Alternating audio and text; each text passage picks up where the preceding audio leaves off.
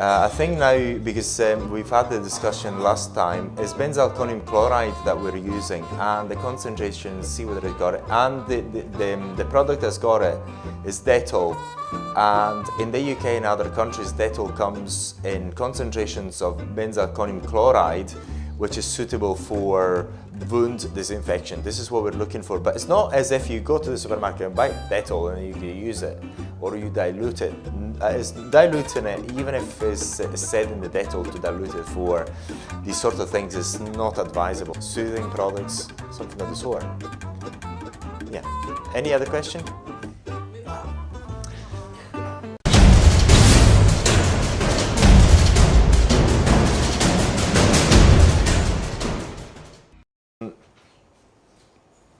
What is our purpose here? Is to give you as much knowledge as we possibly can. This is the main purpose. Now, our purpose as a company, as an organization, is to make plasma devices for aesthetic purposes available the world over, and make it available really easily. Some work has been done already by our Chinese friends, by making them extremely cheap at times, which I think is a very good thing. But something that hasn't been done so far is making that knowledge available to everyone. And the best way there is online. We have for now a number of years done this sort of training events, and we kept recording almost whatever we were doing, and we're getting better and better at it. Now we've got 1, 2, 3 cameras. I've got a recording device, and I've actually got another one, and a very nice lady over there. Thank you. Thank you. Now, this is very important because these devices, as we'll see in the presentations, have got so many uses. You're able to actually get head-to-head with our friends, the doctors and plastic surgeons. These devices have been sold for a heck of a lot of money for quite a while to doctors. We're talking about prices like 12,000 euros, 15, 20,000 euros plus VAT. We're talking about very high prices, and the doctors have used them for something called non-surgical blepharoplasty. Now, I really hope you do understand what you've got in your hands, although they seem to be like quite silly pens. You're able to do with these things absolutely amazing work. You've got a CO2 laser sort of device. A CO2 laser is quite a very expensive device. We also sell it as well at the moment. But with that small thing, you're able to accomplish this almost, if not the same thing that you can do with an expensive CO2 laser. You're able to get head-to-head with doctors, and doctors don't actually like it. We've got the interesting story of people phoning, maybe a few of you, somebody calling you saying that this is illegal and so on. Did anyone receive any phone call? Only one person? Me. And what did you hear? It was that from Sorry, I can't hear you. It's company Tesla, Uh-huh. and he's selling jet plasma. Uh-huh. And his name is Yapi. Uh-huh. I think he spoke to people already. Yes. Uh-huh. And basically he said, you know that we operate in the big belly and blah blah blah blah blah. Uh-huh. I said, sorry, it's not questions to me because I'm certified. Uh-huh. I'm trained. I'm not interested to speak about this. Speak to distributors. Yes. This was my focus in the base. Beautiful. So we made a video soon after that because we've had it many times in Europe. Because you're actually, with these devices, you're able to go head to head with doctors. You're taking a huge business out of them, and you're able to undercut them as well. Because we've actually been the thorn in their back for a while, because we have provided all this information online free of charge, and we continue to do so, and we're actually working to make it better and better. We've hired people to work full-time on voltaicplasma.com, which website you may already be aware of. And we're making that better and better. So it's going to be, it's actually something that's gonna help you. But the reason for online training is also because, as you will see, with the one device, you can do many, many, many things. And it's not possible for us to teach you everything in even 5 days, 6 days, 2 weeks. Because in order to master every procedure, you have to have a lot of reference experience. And the best way to give you the reference experience is by accumulating all this reference experience online. So what we've done over the years, we have filmed everything we've done. Every time we had the results, we just published them. Not all the results have been published, but we keep publishing more and more results and videos on our online training platform. So our purpose today and tomorrow and after tomorrow is for you to get as much knowledge as you possibly can. So in order to do so, please do ask me at any time. Interrupt me if you please. Nora's fine. We're going to have enough time. We've 100%. So we have enough time today for this sort of theory. I'm not going to cover a number of things that's been already covered online. Just try to cover new materials as far as possible. And the most important, the things that people have been most interested in online, we're going to cover that at the end of the day.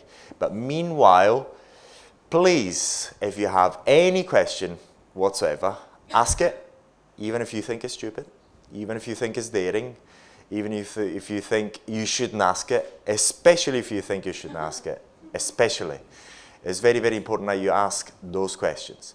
Because anything that you may find that you've got doubt about, other people may have them as well. And that's also a very good opportunity to share your experience if you have it, or ask any possible questions. You may know more about certain things than I do, and so on. Okay, so that's the purpose of these days here. So please don't be shy. I'm a shy person, as I tried to say it. And yeah. So any question to start with? I'll just start. Any questions? We know it all. Yeah. No. Yeah. You're already too young. No. I mean, you're employed underage people.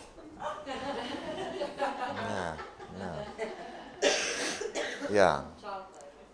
Yeah, you may have noticed, I mean, as you entered, you've been attracted to me. I know, it's normal. I'm the sexiest man on earth of 2018. It's not me saying it. It's only one of me and plenty of these. Oh yeah.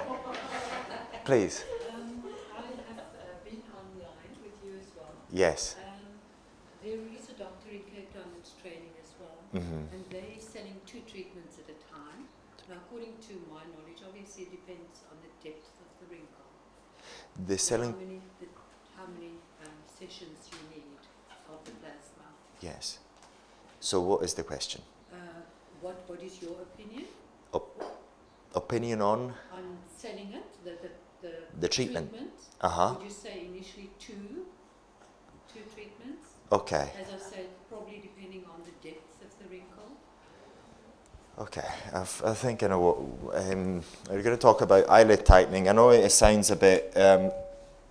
How many sessions for eyelid tightening? I know it sounds a bit out of context.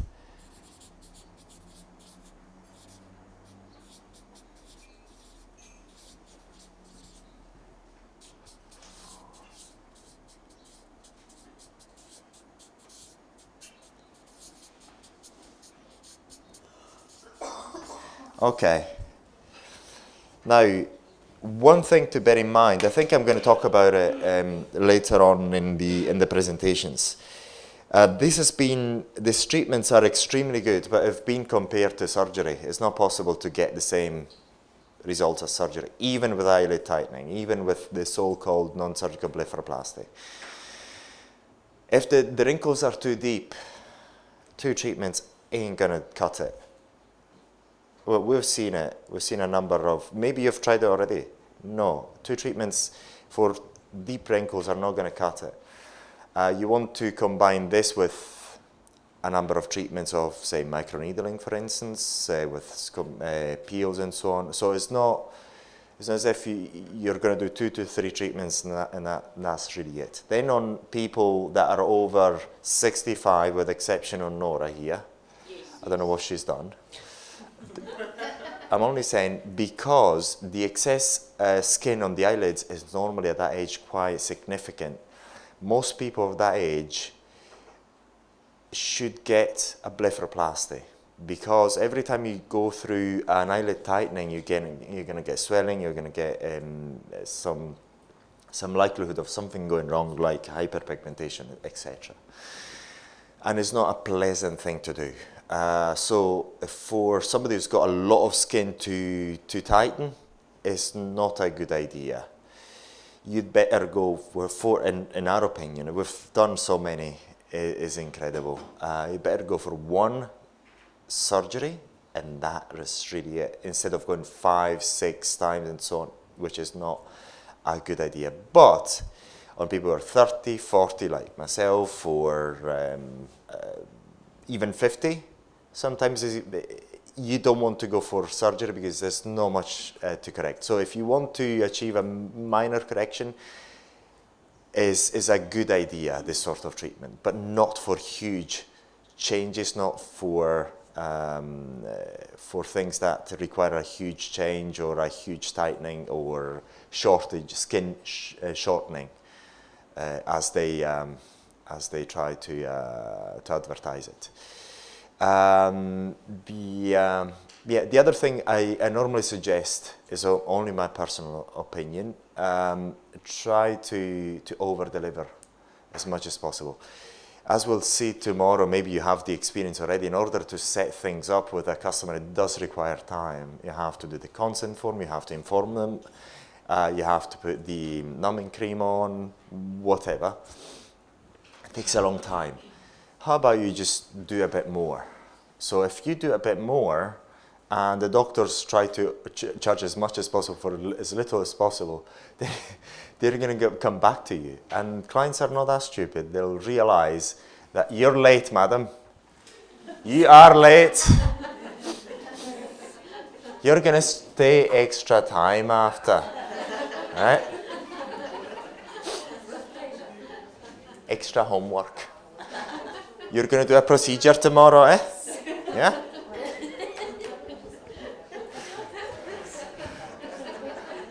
Okay. Did I answer your question? Yeah.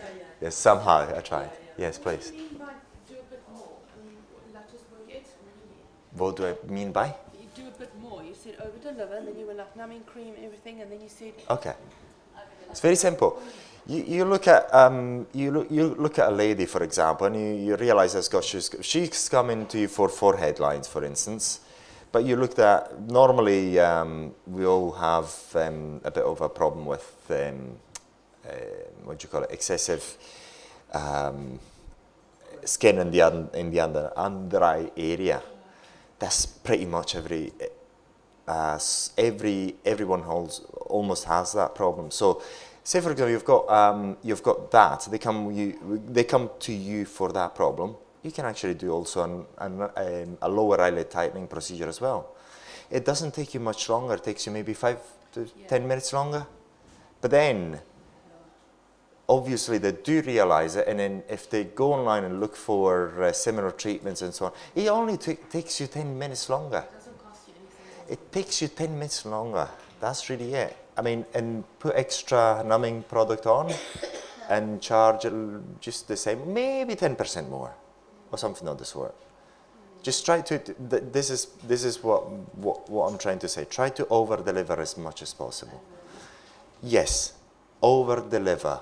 And it's not difficult. It's not difficult. We've seen in the UK a number of times, people charge a heck of a lot of money, and it's rightfully so. We all need to be in business. But once you're at it, if you charge, say, for example, £500, I'd say, well, for £50 more, I'll do the neck, for instance. I'm just putting as an example. Neck is quite a large area. However, I just put, I mean, you look at the client to see where you can actually help them. But a little bit more. I think this is a good strategy. I think it's a good strategy. Any other question before I start? Yeah. Just a question was put to me this morning. How soon can we do the second treatment? Well, you're going to hear from Andreas today that your treatment's 3 months before you actually see the true results. So if you do it any sooner than that, it might not have been necessary. So give it good, the first, because sometimes people have the scabs come off and they look at themselves and say, oh, I can't see any difference. What has it done? Oh. But over the next 2 months, 3 months, oh my goodness, people are saying your face. Have you had a facelift done? So don't do your second treatment until 3 months is up. And I sell, sorry Andreas, I sell 3 treatments. I tell my client, we need to do 3 treatments. It's going to cost you 30,000 rand full face, whereas at a surgeon, it's going to cost you 120,000 to do a facelift. And we're not saying we're going to duplicate the facelift, but you probably won't need a facelift. But I sell 3 treatments. If after the first treatment she's happy, that's lovely. But I let her know it could maybe take 3. Every 3 months we're going to do a treatment and you should see amazing results. But she might only need 1. And then she scores, oh my goodness, I don't even need another one. But you really don't know until you do it. Because every skin is different. Yes, and then there's one important point here. I think a couple. Normally, other companies will tell you to repeat the treatments, eyelid tightening after a month. From experience, normally not a good idea. At least 6 weeks to 2 months, at least. Even with small, medium intensity treatments. Hopefully, you know what the intensity, what we mean by intensity of the treatment. Is on our website, but if you don't, please let me know and I'll repeat myself. It's not a problem. The other thing is, Nora said, is the area actually changes. We're going to talk about it in one of our slides. The area that you treat normally changes over the course of a good number of weeks, even when you perform a medium intensity treatment. We've seen that if you perform a medium intensity treatment, you can expect the area to change for at least 6 weeks to 8 weeks, therefore 2 months, and sometimes even longer. So it's not advisable to, in our opinion, to repeat the treatments after 4 weeks only. It takes normally a bit longer for the skin to recover completely and to be really ready for a next treatment. We find this so many times, people saying, well, I went for the first treatment for eyelid tightening, the upper eyelid tightening, and then when they went for the second treatment, and it was dead excruciatingly painful, extremely painful, even with a good numbing product. And this is because the skin was still tender, it was still susceptible to change, and they had to wait, really. So that's another thing to bear in mind. Please. Was I clear enough? Yes, I would just like to know what is the waiting period between the plasma pin and then microneedling and or using the ultrasound, the high-flow ultrasound machine. I'd say that's an interesting question. Just wait. I'd say if you do microneedling first, just wait a month. If the area is completely healed, there's no any redness, there's no any. You feel, especially after plasma treatment, you feel that the skin is a kind of tingling, or it's not as if it's not right. You feel that it's still changing. You feel there's a tingling effect. You feel it somehow. It's not sore, but it's a bit tender. So as long as that feeling is still there, it's not a good idea to do another treatment. Say, for example, if you've done a microneedling first, if you still have that feeling, if your client still has that sort of feeling, going for a plasma treatment. But as soon as there's not any feeling whatsoever of any change in the skin, then you can go ahead. So normally it's say after microneedling, again, 4 weeks to 6 weeks. But if you see that the area is a bit red, just wait. Wait. That is from a clinical point of view. From a business point of view, you want to do it. You first do the microneedling and then you want to do plasma. This is why we've seen, we've seen even, they even write it down. I don't know whether they still do it because we don't follow them anymore. We're now becoming the leaders. Repeat the treatment after 4 weeks. But still, everyone who's done it, they're saying, well, it's not a good idea. So that's any other, yeah. Did I answer your question? Sorry, yeah. What if somebody had permanent makeup done? Is that a contraindication? Had a what? Permanent makeup? Permanent makeup? No, absolutely. You can actually remove permanent makeup with that, with the plasma. You can remove but it. like say for instance they have their brows and their eyeliner done, but they want to keep it. Yeah. Can you still do As long as the area is completely healed, yes. Don't put a dot in your permanent makeup and take it out. Okay. It removes it. yes. Just avoid the. So we can actually treat it as a preliminary question. So there's going to be more, please. Okay, I've got a few questions, sorry. Yeah, please. Yeah, okay. I feel that everybody's skin is different. I worked on myself 5 weeks apart from the first time, but I use LED light. Speak slowly. Look, I'll tell you why. Okay. I didn't sleep last night. I slept for 3 hours, so I only tell the truth. So this is, I was saying to the nice ladies here, what they do in the police to make sure you tell the truth, they keep you awake. So take advantage of today, because tonight I'm going to get sleeping tablets. So tomorrow I can lie. And also that is impairing my ability to process information. And I'm working. So I need to sleep, otherwise I'm going to blind you. You're going to turn out blind and say, where am I? So Andreas has done a treatment. So I've got an old Pentium here. You're working with another dual core, please. Okay, cool. I feel that everybody's skin is different. I've had a client that I worked on after 8 weeks, but she's got a You worked after 8 weeks? 8 weeks. Okay. I worked on her again. What did you do? Plasma. What did you wear? Eyelid. Eyelid, top and bottom, Okay. and around here as well. Okay. She has got a lot of acne scarring on the chin area here. Okay. But she's got a very strong skin. So the consistency of her skin, I see her every 3 weeks as well. So I found that was fine. But then I've got another client who's got a very soft, thin skin. For her, I said minimum 3 months. We must wait before we even consider working on her again. So I feel it's also different home care, aftercare. LED light therapy has worked wonders for me. I've worked on myself after 5 weeks. I did pigmentation and moles again. And my skin, because it's home care. It's the aftercare that plays a big role.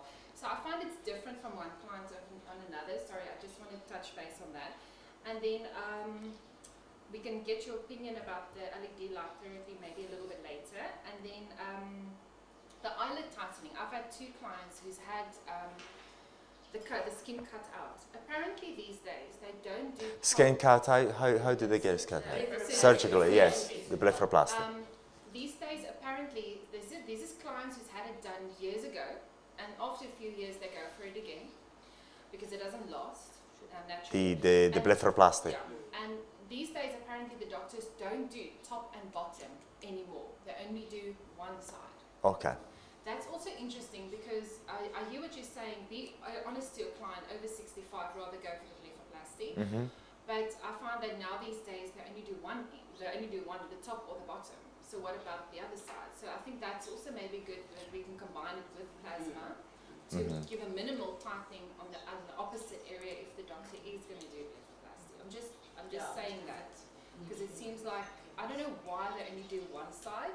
And this is 2 different doctors, one in Cape Town, one in Dr. Lukov as well, which is, everybody knows Lukov from Cape Town.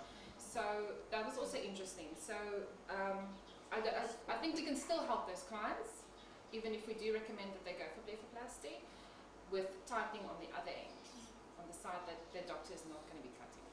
Just saying. Well, I do That's- everybody, bring it on. Yeah, no, I would also If say. an old lady comes to me, we're going to make a difference. And Might not be a big difference, but there will be a difference. in my pre-selling and consultation, I also make it very clear. If you're not using a proper skincare product, why spend all this money? Number one. Number two, plasma does not take away the benefits of filler or Botox.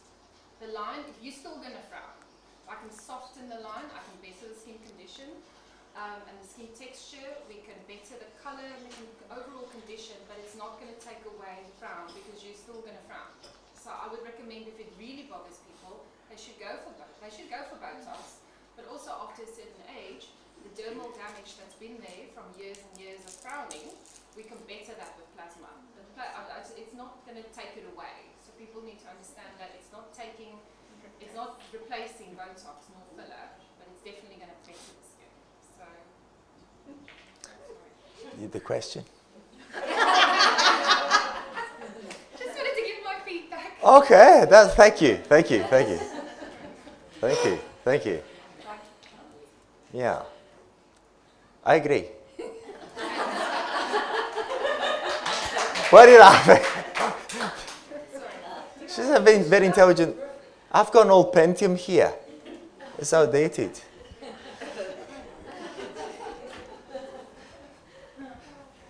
And I'm getting old.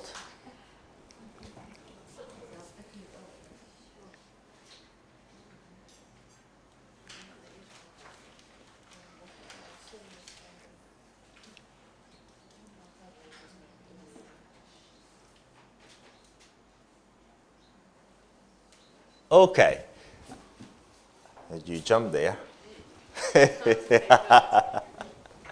Now, you talked about creams, yes? And aftercare is extremely important. Aftercare. We're starting with the aftercare again because we've done it last week. Now we're starting again with the aftercare because it's extremely important. Aftercare is number one. You can do the best possible treatment you can. You can have the best device, the best technique, best ever. Number one is knowledge, which you can get through our website ourselves if you have any questions. By the way, you've got also online content forums, online tests on our website. So we make sure that we give you all the tools to know your stuff.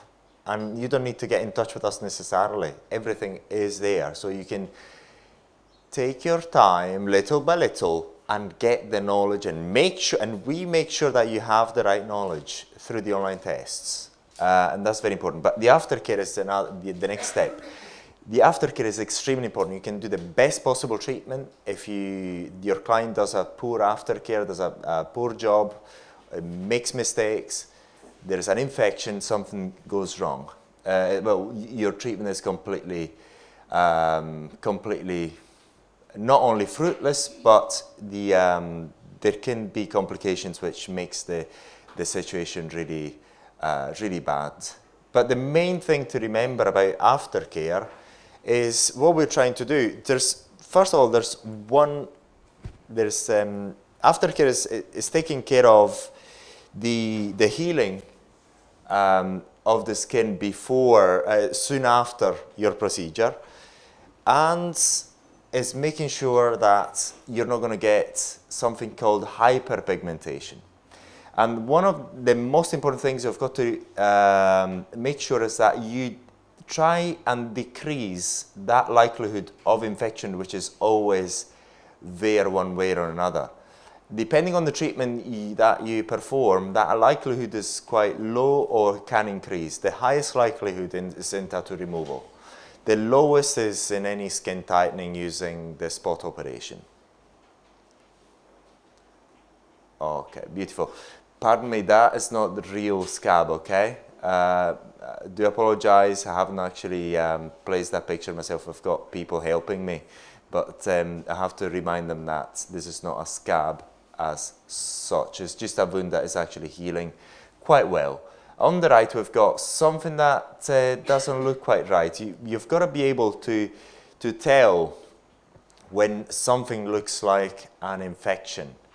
And the aftercare takes care of avoiding or decreasing that likelihood of infections. If infections arise, then you can have a real complication, especially in terms of scars. Okay, that's the most important thing. And these, if you see that the area is still not healed within, say, 3 to 4 days, there's no scabs, blast scabs that have formed and it's just starting to fall, then there's something going wrong. There may be an infection.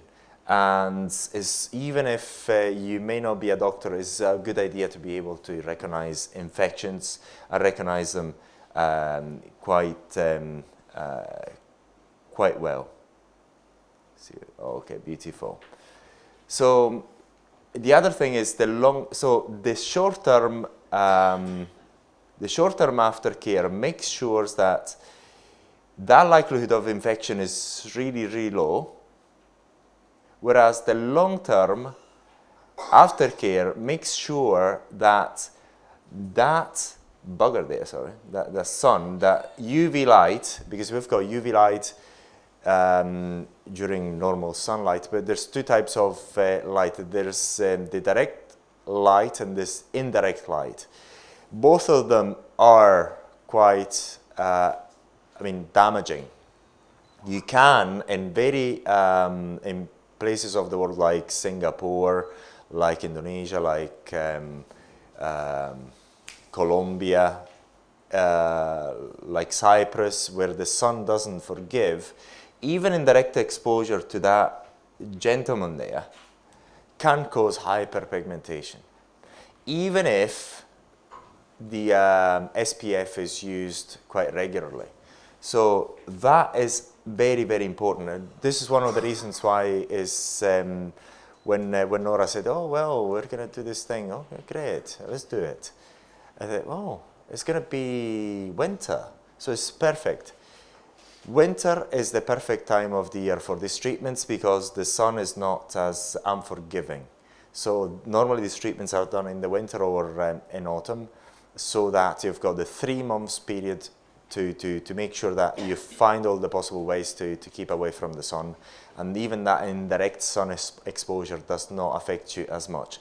We've had loads of, I wouldn't say loads of people reporting hyperpigmentation, but the main complication in the long-term healing progression is hyperpigmentation. It can happen up to 3 months after the treatment. So that is very, very important. The problem with hyperpigmentation is that if you don't do anything about it, it's going to stay there. But the good thing is that there is ways to resolve it. Please.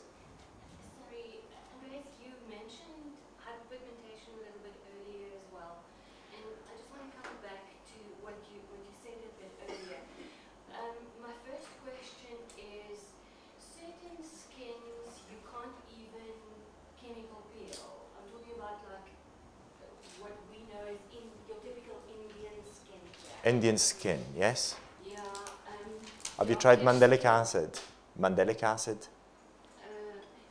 No, I'm just saying certain skins are more prone to pigmentation. Okay.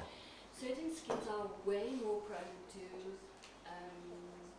almost your post-inflammatory hyperpigmentation. And this is post-inflammatory hyperpigmentation. This is it. Yeah. It's like any laser. We find it on white, skin type 4. The skin type 5 and 6 is kind of difficult. They're too dark already.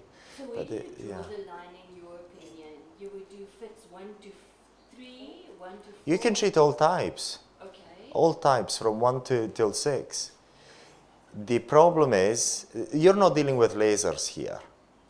So you forget about what skin type you're dealing with, whether it's 1 or 6. You can treat every skin type. That's one of the advantages of using plasma. You're not having a laser.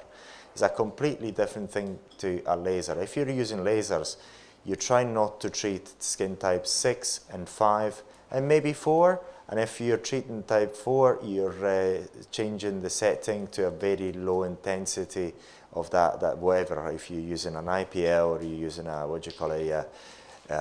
Q-switch laser, you just driving that intensity down. The problem with the laser is that the the pigmented skin, 4, 5, and 6, absorb light like hell. So the same intensity that you would use on skin type 1 or 2 is going to cause damage on that skin because of the pigments. It's going to absorb loads of light. Thank goodness you don't have this with plasma. This is why it's spreading so much. And people, especially now they're spreading to the aesthetic practitioners, the doctors are a bit upset because all these advantages, all of a sudden everyone has got them. So, so this is one of the advantages I've got with these devices. You don't need to really mind as much as the type of skin you're treating. Make sure that your client follows a good aftercare procedure, and you tell them. If you use our consent form, we've already put everything on the consent form online. Basically, we've got the consent form online where you've gone, we'll take plasma, and it's electronic, and you're going to have your own copy, and the client is going to get their own copy, so you don't have to really scratch your head as much. You don't have to keep the paperwork in there. So it makes your life easier, and you can do it free of charge. It's there for everyone to use it, and hopefully people are going to start using it more and more. But the point is, just all you have to do is just make sure you give that information to your client in a written format. And if you use our consent form, it's just there. Are there special precautions? Thank you. Are there special precautionate measures that you would take treating a say FITS 5 onwards, except for just what you said? You would treat them normal, you would treat the entire face, you would Treat them normally, like anyone else. They get like, when they have that acne vulgaria and that pitted acne, even that causes hyperpigmentation in that type of skin. You would even treat that. Acne, I'm not mentioning it because it's a medical, in Europe is a post-acne. Now we're talking damage, we're talking scar. Oh, acne scar. We're talking hyperpigmentation. You would even go to seeing that they are already prone to hyperpigmentation. You would treat that with plasma as well. Yes, indeed. Confidently. Yeah, 100%. Maybe, Nora's going to tell you more about a product, the brightening. Brightening cream, yeah. Maybe I could just, Andreas, his aftercare protocol is different to our aftercare protocol. You'll see, he'll probably show you now, he uses Dettol. Why does he use Dettol? It's an antiseptic, and it's available all over the world. So he doesn't know what aftercare to talk to different countries. But you know what, if you use Dettol, and it's got a certain ingredient in it which will show you, then that should do good. The odd person will tell you if they use Dettol, it stings a bit, blah, blah, blah. But, so we have on our team, Mandy, who has a skin and scar clinic in Johannesburg, and she has the biggest skin and scar clinic. She's a specialist in looking after the wounds and scars, and so surgeons in Johannesburg send their patients after operations to Mandy to help clear keloid scars, any scar, hypertrophic, atrophic. She's an unbeliever. Her knowledge is beyond normal. So Mandy, she has created a product range, which is the packets on your table. She's actually given it to you as a gift. She's given you full size as well, not sample size. A formulage, which she has, now I don't understand this, but when she introduced her chemist to us, her husband and wife team, they are scientists. They're not chemists, they're scientists in product development for wounded or scarred skin. So her protocol is when the client leaves, we put bacitracin on, which is an antibiotic ointment, just to keep the skin from bacteria for 2 days. which we've got here for you girls, and those who have been with Premier know what I'm talking about, bacitracin. Put that on for 2 days, but tonight you use the night cream, and you girls can come and have a look at the ingredients, especially the beauty girls, you'll understand what that night cream does. And during the day, you put your day cream on, and she's formulated it to protect you from the sun. Regardless of whether you put your SPF 30 on, it has got SPF 30. But please have a look at the ingredients, and I'm sure it will make sense to you why that would be the perfect aftercare for plasma. Okay? The night cream and the day cream. Not the SPF. No, the day cream, that's why they put the day cream on in the morning. But if she's formulated for plasma, because she understands what's happening in the skin for plasma. So that would be our protocol. But I'm sure there are many other, people say to me, Laura, can we use bio oil? Can we use this? I say, I don't know.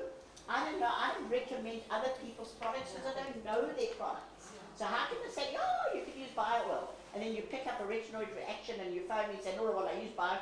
I can only tell you, and I know that if there's a recourse, I can go to Mandy and say, right, this client has used this, look at her skin, what is happening here? But she knows, she understands. Especially, sorry, love, I'll be with you in a minute, especially when it comes to tattoo removal. Okay, our protocol was leave the scab on, don't touch that scab, because we do tattoo removal 1, 2, 3 with Ron Hendon from the United States. And Mandy has had a long chat with Ron Hendon for an hour. We were on the phone, and she said, no, Ron, you take that scab off from the 4th day. That ink is already in the scab. Now we need to heal the skin underneath that scab so we don't have a scar. So she's developed wound gel and scar repair. Okay, so on the 4th day we start applying the wound gel to that scab, and it will soften it and it will bring it, take it off, and then when the scab does drop off, you have a little recess in the skin. It will cover over in 2 days. That the skin will cover over. Now you start putting your scar cream on.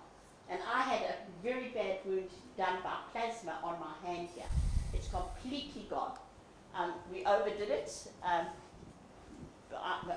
basically trying to get this big brown age spot off my hand. I overdid it, and she just we cleared it completely with wound gel and scar repair cream.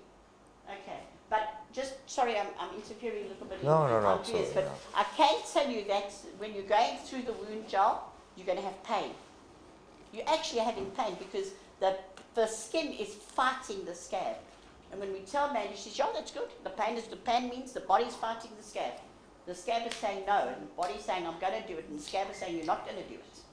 That's what the wound gel is doing. So the pain is a good sign.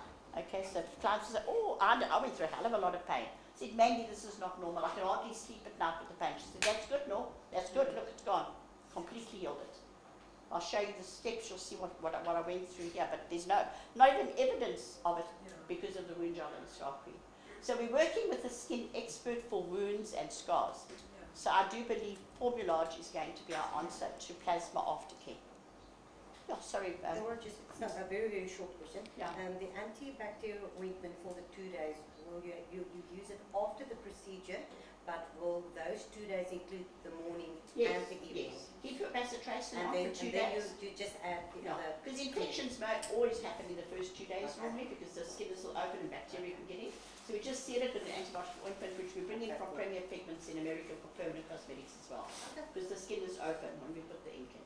So we do that, but we start on her night cream and day cream that same day. But the bacitracin you buy at For a 2 days. pharmacist. No, you get it from us. We sell it in little sachets, so we can sell it, give it to the client. Oh, You okay. take this home now, and you put this on for 2 days, and we'd like you to buy our night cream and day cream for your aftercare. Yeah. It says do not apply any makeup, but when I was online doing a little bit of research, I see that a lot of them advocate using a medicated makeup to cover all the off spots. Is that Yes. correct? Yes, I'll answer this question in a second. My processor doesn't work really fast. What you said before, I think, is quite important. Different skins have got different reactions to the treatment. We've seen some skin types, just to the previous, when you didn't have the question, yes? Because I've got very slow processing time at the moment. And we've seen some people, you just do the same procedure on one person and it goes within 2 hours. The other people normally would take 1 day. Some other people get almost very little swelling, and the recovery time on certain people are really, really fast, and those ones are very sensitive, are very slow, they take a bit longer, even if you do everything the same. So yes, it's, sorry about that, sorry, it was just my brain. So you were saying? Makeup, yes. Now, the reason for us to say don't use any makeup, don't do nothing, is because we put everything online. When we started doing this online thing, we didn't want to put any, we didn't want to market any products. You can use some products. The problem is, I think we're going to talk about it in a second, but I'll talk about it now. When you put makeup in there, and also mineral makeup, it depends on how it's packaged.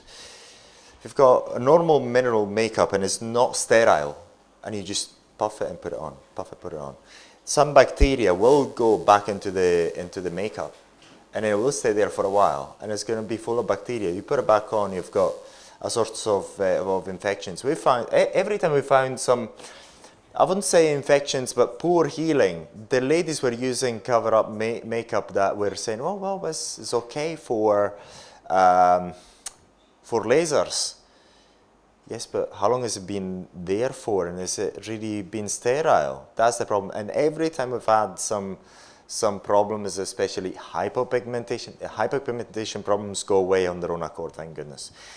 But we found that every time they were a bit stubborn about using these things. If they didn't, within 5 days, normally, we've actually done the treatments in Johannesburg. I mean, the ladies have got, some of them don't even have any scabbings on, and I think they used Nora's protocol, which is different to ours. We are actually acting from the mindset of not wanting to sell anything, and making sure that the area is going to recover as quickly as possible.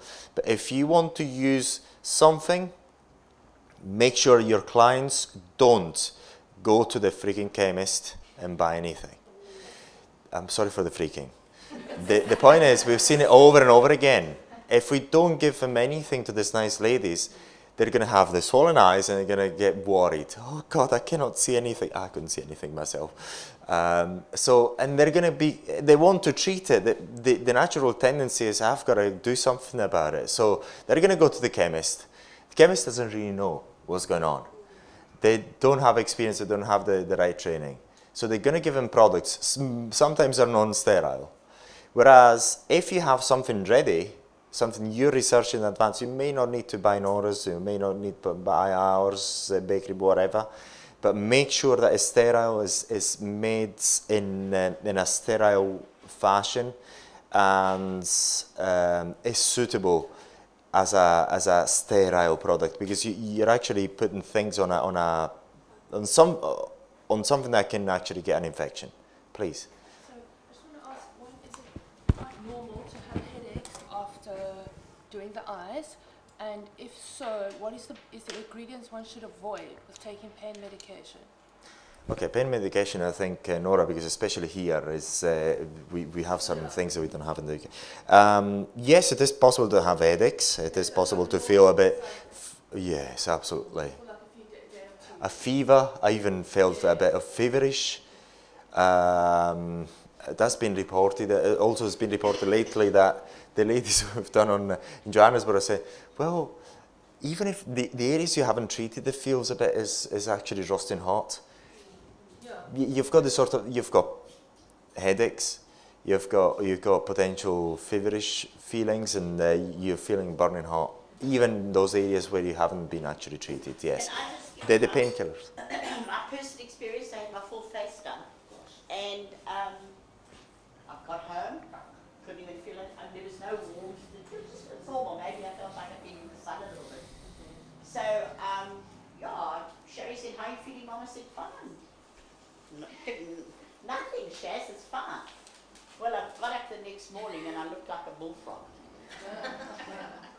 I'll show you the photographs as well. It's a lot was going on. She was sitting behind her, what do you mean swallowing inside my lips here? He says, why are you talking so funny? I said, I'm not talking funny, this is me talking.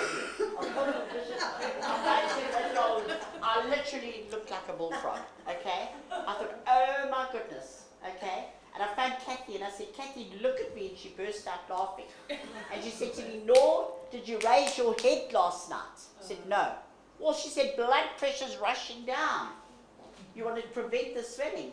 You should have raised your head, not slept on your normal cushion. And I thought, oh, that makes sense. Have you put some ice on it? Have you tried to cool it down? Okay, no, I haven't done that either. Okay. So the next night, George, he's a very good nurse, and he made sure, when I got to bed, there were 4 cushions. And I was like, I could never sleep on 4 cushions. But anyhow, I thought I'm going to sleep on 4 cushions. And I pushed my shoulders up, and I actually said, next morning the swelling was done. I realized that first night, girls, tell your clients, raise your head, just raise your head for blood pressure, because it does come through there. And that really did help. And then I also felt, if I can just give my own experience having a full face done, I felt I just wanted to hold my cheeks all the time. If I sat there and just sat like this, it was, oh, that's so lekker. And they'll take my hands, oh no, oh. It was almost like my face needed pressure. More than anything else, it just needed pressure to give it relief. I took Adkies in a sake. No, it was the Adkies, and they were nice and cold, and I liked the Adkies, and they were nice and cold. I felt very sorry for myself for 3 days. And within 7 days, I was 100% back to this. And then we did a training, and I said to Kathy, I want another one, please. She said, like, when are we going to do another one? You just healed. But it became addictive. I actually could see it, and I forgot about those first 2 or 3 days. I just wanted it done again when I started seeing the results. But then again, my mom had, like, Bonnie, who worked for me for like 5 Bonnie hours, did me, 12 yeah. hours, So it was a very intensive treatment. Your clients are probably going to break it up. Like, you've seen all the photos in Joburg, Yeah. and it's like, it looks brilliant. Nobody's looks funny. They're going into public the next day. So, yeah, depends on how much you're having done. Yeah. And pain medication, Just Panado. I didn't really have pain. Anti-inflammatory. Although Andreas doesn't do, I asked you if we could use anti-inflammatory, and you said, yeah, if you want to. Yes, Yeah. yes, fine, yeah. But not in creams, not in creams. Yeah. Yes, you can. Somebody said, what about anti-histamine? You can. Yes, you can use. Yes, you can use medication for the pain. It's Yes. not an allergy, so don't prescribe antihistamine to your client, because it's not an allergy that you've got. It feels like it is, but it's not. So it doesn't help to take antihistamines. Okay. Can I just share something regarding anti-inflammatories? We've learned that from a physiotherapist who works with sports injuries mainly. And she always says, like, when there's like a big sports injury or any injury, one goes to the doctor, and that's the immediate thing that they prescribe. She says no. After any injury, no anti-inflammatory meds immediately. You have to give the body 48 hours for the natural healing process to kickstart. And then after 48 hours, you can help the body with anti-inflammatories. But if you take anti-inflammatories immediately after your injury or wound or whatever the case may be, you may think it's a good thing, but you're actually doubling your healing time, because the signal you're sending to the brain is, don't worry about sending white blood cells, don't worry about sending soldiers, we've got this covered chemically. And she says, so rather take Panado if the pain is with no microdol, nothing like that, just a plain painkiller, but nothing anti-inflammatory. Good. That's what she, and Andreas also said that's not necessary. Okay, that's sorry. Are you saying it's not necessary? Because I've got a completely different opinion about that. Because Panado is just for pain. It's not really anti-inflammatory. So I tell all my clients, take ibuprofen, and it's amazing. Some clients swell and go red immediately, and they literally tell me, oh, I feel like I'm on fire. And I give them antihistamine, and immediately it cools it down. I myself, when I woke up the next day, that song of "This girl is on fire," because literally it was like, oh my word. And I take antihistamine, I take ibuprofen, immediately calms it down. But on one of your videos, I've watched your videos since my first course, you talked about working around the eyes on an intensity. Never work around eyes on high intensity. I still want to ask you about the spaces of dots, but we'll get to that. Because if you work intense, it can actually cause more swelling. The more swelling there is, the more lax the skin is gonna stretch again.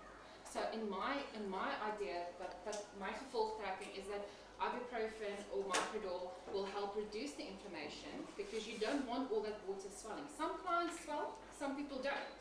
But I tell my clients take ibuprofen for pain and for inflammation because I don't want their face to balloon. Because you do have, on your first course you did in Joburg, that one girl, her eyes just went, remember, look, just went shut. And then some people are fine. So I say if you've got a burning sensation, take antihistamine. It will help just take the edge off, and take ibuprofen for inflammation. Take one or take two, but just continue until that's the extremity. Guys, I think we appreciate all this input, and I think everybody's got their own protocols. Nice to hear different people. But we must move on because Andreas has got a lot to teach us. So it's not necessary, but I find you saying it's not necessary, but I don't know. Well, the thing is, every time something went wrong, it was due to the use of something. So we stuck our guns to these things, as to say, keep the area very clean. Really, don't use any anti-inflammatories. This is what we say, and we stick by that.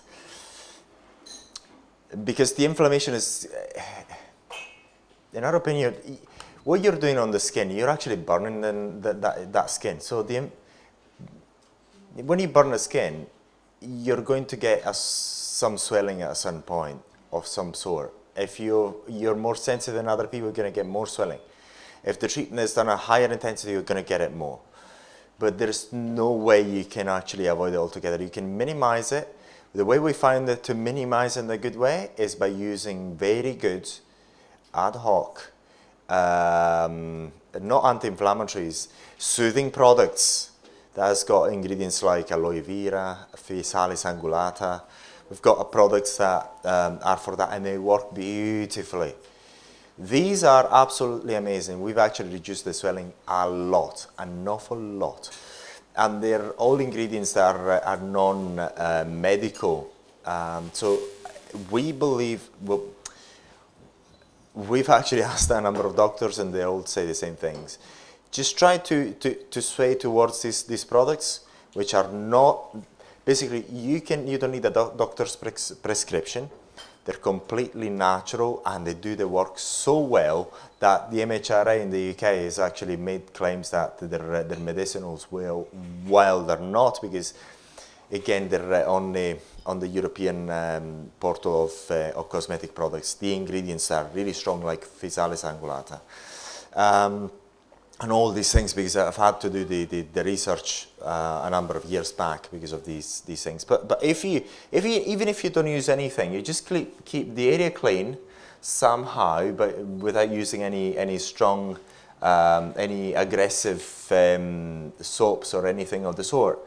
When and if the scabs form, because not always the scabs will form, they will not pick it up. And you do not apply any makeup. Again, the point about makeup is because that makeup, even if it's mineral, it may have bacteria. That is the problem. That's the reality of it. And then, oh yes, do not apply any plasters or anything that can cause occlusion on moles or anything, unless unavoidable. Where it is unavoidable? On this area here. Because there you're going to have some rubbing due to the belt or bra areas and so on. This is where you want to use some plaster or something.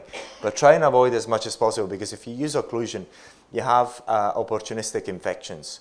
Whenever you have occlusion, you've got a humid environment, occluded, and then if there's a bit of microbes, you've got heat, around about 30 to 40 degrees, some moisture. Oh, they love it.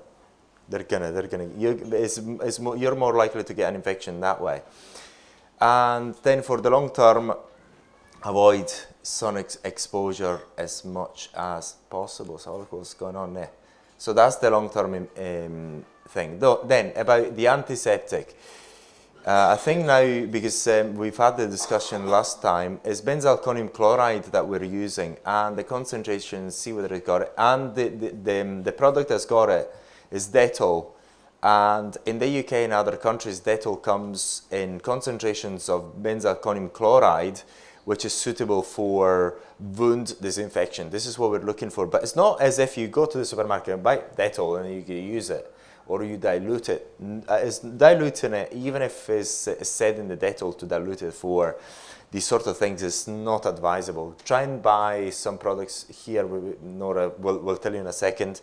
We use this because we actually have found this product all over the world. But if there are other products, it's even better off the shelf. Don't try to make it yourself. The concentration of benzalkonium chloride are these. Okay, so if you use it higher, it's going to be aggressive. If you use it lower, it's not going to be good enough. So they've got to be just right. And you can find these antiseptics, this type of antiseptic, ready off the shelf in the UK and other countries. I'm not sure about South Africa, but Nora is going to give you some some solutions there. And always better to get off-the-shelf products. In the aftercare protocol, before you start doing the treatments, make sure you have, if you have made, you can actually use our concepts here and give them our protocol, which is online, by using our consent form, and other ways you can copy and paste. It's on beautytech.com. You've got one aftercare protocol. On now on boticplasma.com, you've got an aftercare protocol in that online consent form that you can use. But these are the concepts, the basic concepts that we want you to leave you with. But the main point is, be ready. Be ready. Just before you do any treatment, have an aftercare protocol in writing. If you want to provide your own products, do it. Make sure they're suitable, they're sterile, you're very well prepared beforehand. Because if you don't have these two things, especially the aftercare protocol in writing, where it's very clear what they can and cannot use, they're going to go and look for advice elsewhere, because they're going to have swollen eyes, they're going to be in pain, they're going to be uncomfortable, and so on. So in those days, if they have nothing, they're going to go to the doctor. We've had people going to A&Es, especially at the beginning of our career in this field, and to the chemist. Always a nightmare, because they tend to give them their own products. It's incredible what the chemists have given people. Actually caused infections at times. And optional soothing treatments. This is what we found best. Found extreme success with soothing products. They're made ad hoc, sterile, with ingredients that have no cortisone. Cortisone, we haven't got a good experience. No cortisonic products. If you want to know what we're using in our products, our ingredients are online. Nora's got other products and so on. Make sure they're made fit for purpose. Soothing products are really good, especially if you use good soothing products. If you do a treatment, if you apply immediately after, and then give something, if you can, to your clients to apply in the evening before they go to sleep, and in the morning, and so on. And the swelling is going to be alleviated. The healing progression is going to be much faster. But again, sterile, purpose-made products. So if I could just mention here, the formulation. Mandy is a dry needling guru. Okay, so you know, if any of you ladies are doing dry needling, which I'm sure a lot of you are, Dr. Penn or dry needling, this is the product you want to use. She's got the lovely lubricant gels, she's got the lovely aftercare treatments for dry needling procedures especially. So just so you know. Just want to find out something, putting some soothing product on immediately afterwards. We got taught that you shouldn't, because the heating that you have is actually causing the tightening. Yes, that's right. So if you put something soothing on, doesn't it stop it? No, it doesn't stop it. It does not stop it. The main concern, no, because the soothing product has got, if it's correct, it's got two actions. It actually soothes the area. It diminishes. It works so well, especially if it's salix angulata, is that the MHRA said, no, it's anti-inflammatory. It works so well that essentially you can compare it with cortisone. It works even maybe better. When we made the first inquiry in the UK, they said, no, this Physalis angulata is an anti-inflammatory. No. But then we actually found that is in the Cosmetic European portal, so we can use it. So if you have ad hoc made products, make sure that they have the correct products. They're soothing. We call it soothing. Some people call it, they're so soothing and so good that they call it, and they are anti-inflammatory. And they're extremely, extremely good. And they are sterile. They're not going to cause any problem with that, not causing that heat. The heat is going to be there, so that stimulation is going to occur anyway. Some people have made the argument if you use ice, then that can be actually stopped slightly, but really not by much. Sorry, I think I bypassed Andreas just now on the whitening cream when we were talking about hyperpigmentation. We work with Belinda Wesson. I'm sure you're aware of the Wesson product range. And when we started doing plasma, we won plasma dermaplaning. My American dermaplaning in the United States said they're not going to ship skincare to us, they're going to just ship essential products to us that we've got to use with dermaplaning. But we need a good therapeutic skincare range. And I've known Belinda for many years, and I've contacted Belinda and I said, I know you developed Wesson for oncology, for radiation patients, to stop scabbing and to heal quickly. Is there any chance that we can get the Wesson range? Because that's what I believe was what we really needed for dermaplaning.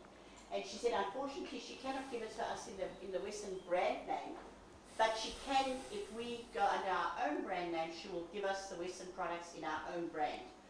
So we've developed Premier Therapeutics, but it's identical. I mean, Belinda she manufactures bottles for us, labels for us. If you think the labeling in the Western range is not enough, Premier Therapeutics is not too high profile, it's because Belinda is changing packaging and she doesn't want to go into her boxes and anything because the bottles are going to change. But Premier Therapeutics is the Western range under our brand name. Now, Belinda took her probably 6 months of developing a whitening cream for us. So she says, when doing, for example, in permanent cosmetics, if we're doing a full lip, get the client on the whitening cream for 3 weeks, an ethnic skin, onto the whitening cream for 3 weeks, and then do her lips, and she continues for another week afterwards. And you should not have hyperpigmentation developing. So that could be used as well whenever you're concerned about hyperpigmentation. Maybe, like Andrea says, you could work on all 6 as well. Nigerians, black Nigerians, they're not going to hyperpigment. But if you're a little bit worried that they could, then get them on the whitening cream, 3 weeks, have a consultation. Say, I would like you to get onto the whitening cream. Belinda developed it for us. It will stop the hyperpigmentation developing. So we have got it available. Okay. And how often do you use it? The whitening cream 3 times a day, I think. You are for 3 weeks ahead of coming for the treatment. And then also tattoo removal. If you're removing tattoos on dark skins, they hyperpigment. You get all the ink out, but then they've got the whole tattoo in the hyperpigmentation. Put them onto that, and they should not hyperpigment. So we've only just got, Bonnie, when did we get the whitening cream in? About 2 weeks ago. We got at last we got the whitening cream. Took her about 6 months to develop and perfect it. So it is in the Premier. And just to tell you, sorry Andreas, I'm taking a bit of your time. No, sorry. But it's important for you girls, just to tell you that we've got high profile salons and spas, hydro spas, that have had all the top of the range cosmetic ranges, obviously, selling. And we're getting feedback all the time that they put Premier Therapeutics on top now. It is so affordable, and for the first time they're actually seeing results coming from their clients. And it's very affordable. It's like $165 125 Rand, 250 Rand, compared to the Dermalogicas and the Limus and the high-profile cosmetic ranges. Because it is a therapeutic range, it's not a cosmetic range. And the clients are coming back and saying, I cannot believe it, look what's happened to my skin since I've been on Premier Therapeutics. We all know it's the Western range, and we know what's in Western. So that is our product, okay? And you can phone Belinda and chat to her.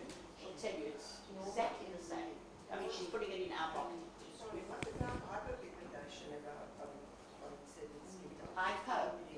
Hyperpigmentation. Will that be overuse of the plasma? No, you shouldn't be. You might get that little white No, spot.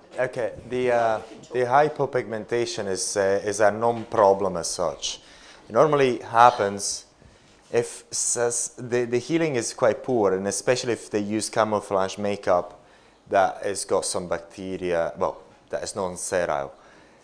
And so in this case, because the recovery is not as it should be, it's not as fast as it should be, if they pick the scabs, and if for any reason the healing is not good, but there's the good thing that it will disappear. These spots, wherever you put the spot, what happens is that where you put the spots, instead of disappearing really within 10 days, they're still there and they look like small craters. And they're a little bit whiter, a bit whiter in the pinker or whiter in the other. So you can actually still, if you look, you can still find them. If say for example, I look at you, you had it, you wear no makeup, and maybe I'm not even noticing it. But women actually look, oh, what have you done? I remember when I had it done, I mean, we're using the Plexa. I remember, it's so funny. When I had it done, sorry? No, but it was me, the first thing, because we bought the Plexa first thing in 2013, because we wanted to develop our own thing. And had the treatment done here. And I remember the women said, what have you done here? How can you tell? I can't even see it myself. So, I mean, I had these hypopigmented spots that looked like craters for maybe 4 months. And then I did notice it, they're not visible anymore. And then whenever we had such complaints, they all went away because they tend to disappear on their own accord. The only problem is especially with the skin tightening, is the hyperpigmentation, because if you don't do anything, it'll keep being there. But the other good thing is that even if it happens, there are ways to get rid of it anyway. There's a bit of pain in the neck, but you can still get rid of it, thank goodness. Okay, so it's not as if it's a...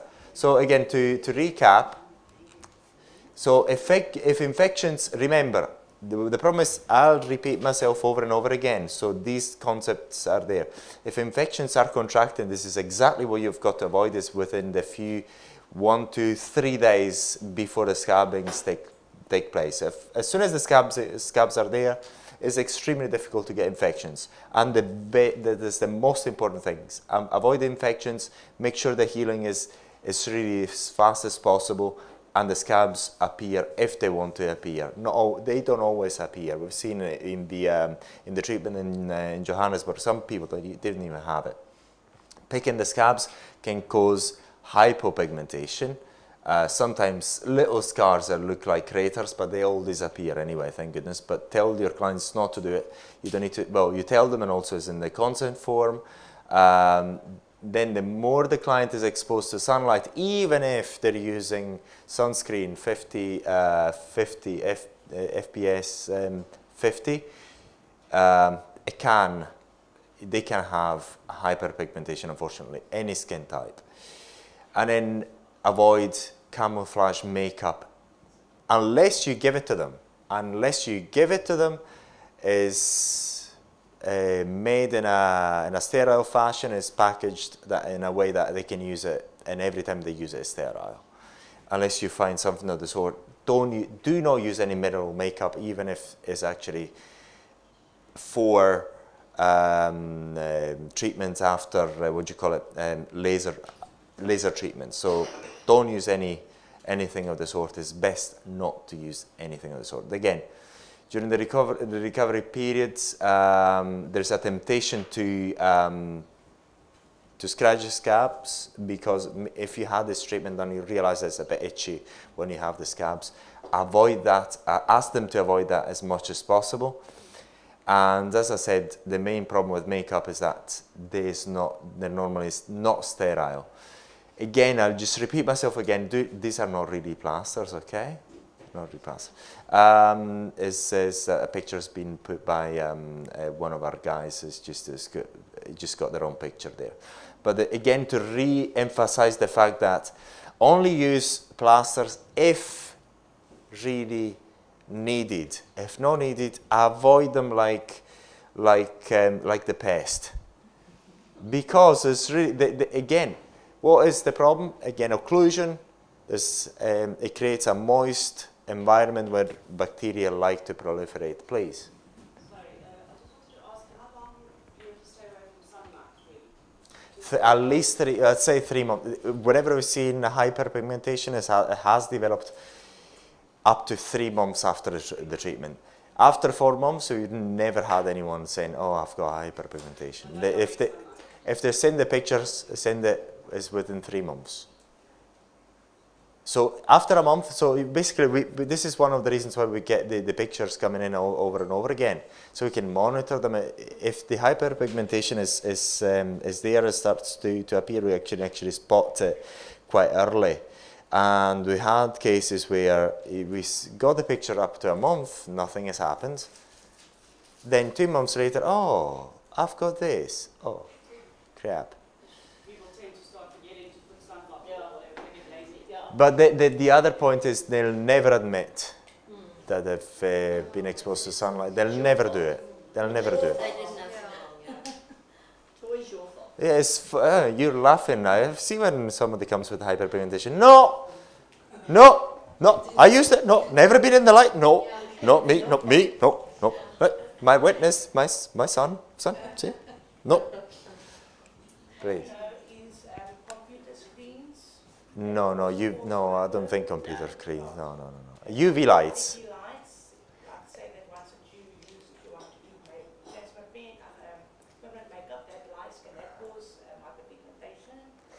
I'd say LED lights for that is intense. I'd say avoid it. So, some people say that to actually use it, we haven't done any experiment on it, but we wouldn't even want to go there.